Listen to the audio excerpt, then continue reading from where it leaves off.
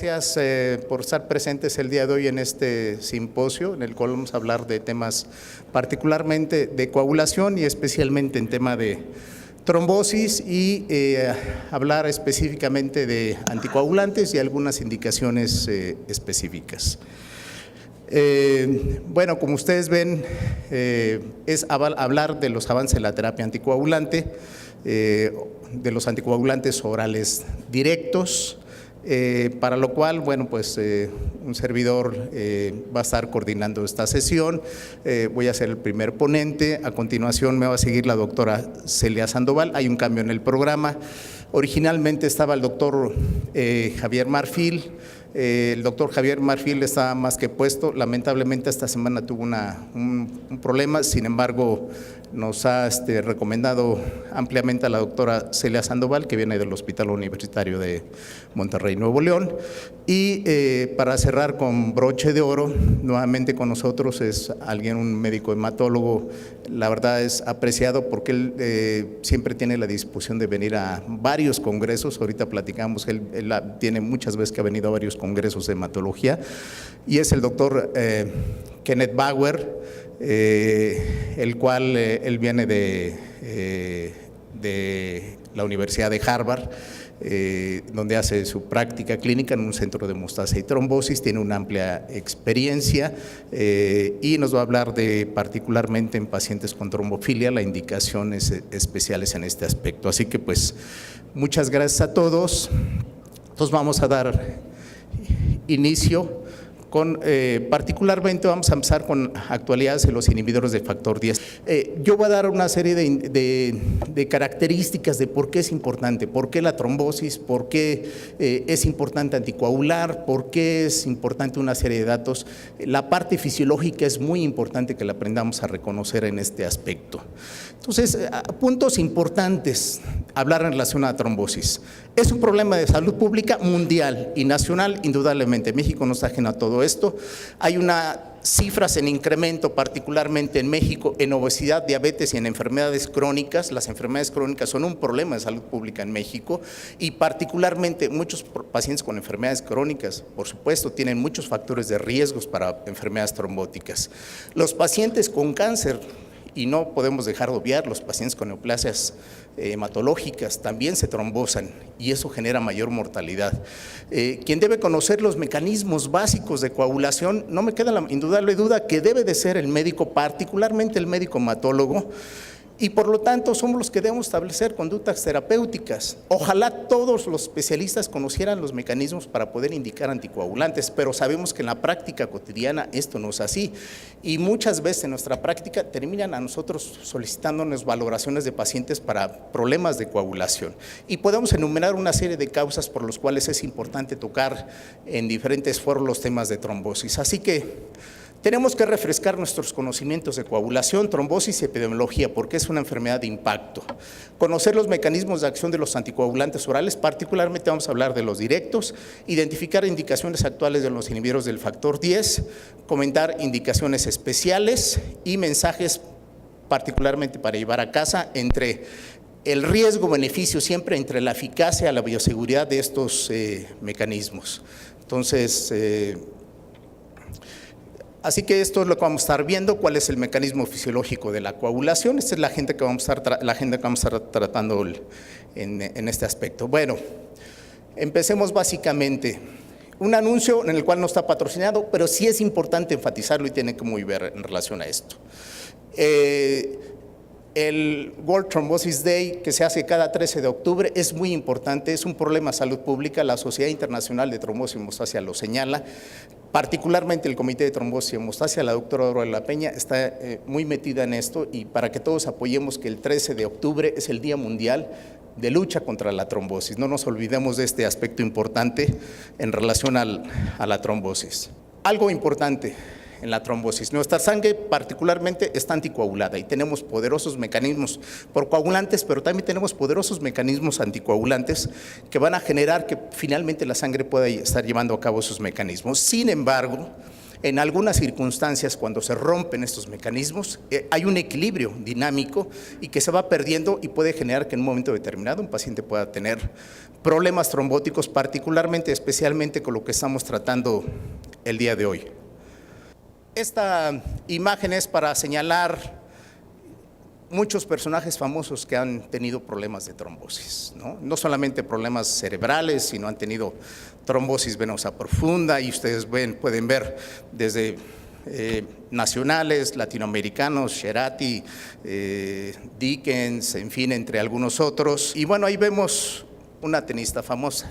No es para que distraigan su atención, sino simplemente para que vean que ella también tuvo una trombosis venosa profunda, siendo deportista. Entonces, quiere decir que muchas personas pueden tener en un momento determinado una serie de mecanismos que precipitan que un individuo pueda tener un evento trombótico. Entonces, es importante que aquí vemos los mecanismos por los cuales vamos a estar hablando de factores de coagulación. Estos son proteasas de serina, cuyo sitio activo es en la serina. Particularmente vamos a estar hablando del factor 10, que es un factor K dependiente, y del factor 2, que es la protrombina, que es otro inhibidor que está generando este problema. Y aquí lo vemos particularmente en el caso del factor 9 o pero incluso así no está pasando. Entonces, en este sentido, aquí lo podemos ver, se une, necesita el calcio para poderse unir, y en este particularmente mecanismos los que se van a ver afectados, factor 2 y factor 10 en este aspecto.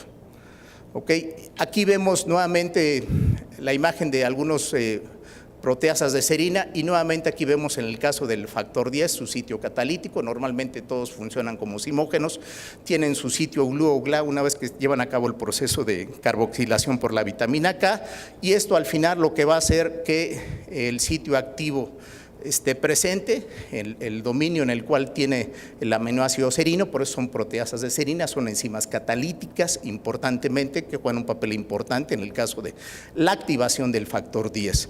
Y el factor 10 indudablemente pues va a generar trombina en el mecanismo importante, y esto va a ser una gran explosión de trombina. Entonces, la próxima, por favor.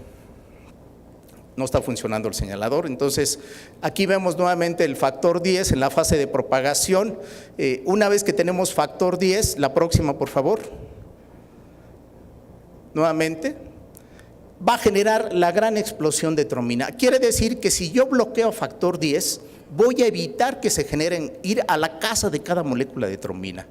De otro poderoso inhibidor que nos van a hablar posteriormente, como es el dabigatran, que es el inhibidor del factor 2, que va a tener que ir a la casa de las moléculas de trombina. En el caso del factor 10, si yo lo inhibo, imposibilito que se amplifique este poderoso mecanismo de generación, donde la gran explosión de trombina. Entonces, todo este mecanismo se va a llevar a cabo la activación, y para que al final, en el modelo de la coagulación, que lo vamos a estar viendo aquí, estos mecanismos, el factor 10 va a generar la gran explosión de trombina.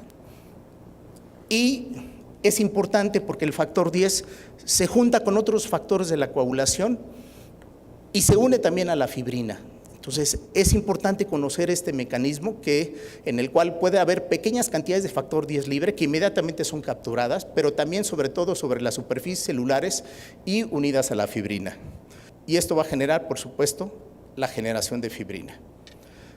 Y esto lo que va a generar, una vez que hay la trombina, pues la activación de plaquetas vía receptores PAR, que es un mecanismo que también hacen los inhibidores del factor 10, plaquetas fibrinógeno, todos los factores que vemos ahí, y que por otro lado el exceso de trombina, ruptura de este mecanismo, va a generar este mecanismo trombótico. Y es importante conocer entonces este mecanismo para poder entender cómo actúan los nuevos anticoagulantes orales directos. Brevemente, ¿qué es la trombosis? Una enfermedad multigénica, multifactorial. Todos potencialmente en algún momento podemos estar encaminados a generar un problema trombótico.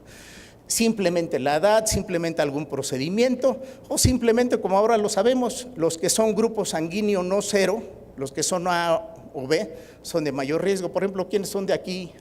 Grupo O, entonces tienen menos factores de riesgo. asociado con los que tienen grupo A o grupo B. Entonces, quiere decir que en un momento determinado se pueden precipitar otros factores de riesgo. Y ahí vemos las estadísticas que siguen impactando. Y claro, depende del grupo, si son niños, si son adultos o son de, como le llaman, de más de 65 años, por supuesto que el riesgo se va incrementando, pero la estadística es 1 a 2 casos por 1000 habitantes.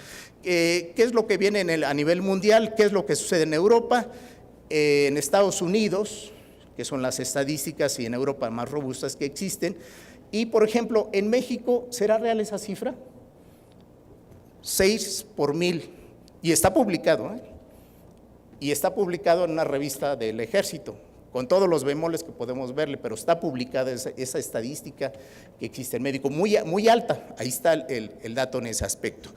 Sin embargo, sí se sabe que, por ejemplo, la población asiática se trombosa menos. Quiere decir que sí hay factores ambientales o étnicos que pueden estar influyendo en el desarrollo de eso. Alguna de las paradojas, por ejemplo, en el caso, en esta gráfica que estamos viendo, las mujeres, por ejemplo, en cierta etapa de la vida se trombosan más que los hombres, ¿no? Venosas, hablamos de problemas venosos. Llega un momento en que en un momento determinado esto se llega a equilibrar, ¿no? Y esto lo mencionaba el doctor Rosendahl de Holanda. La próxima, por favor. Entonces, hablamos de un gran impacto. En México, las estadísticas en cuanto a la mortalidad, la próxima, por favor.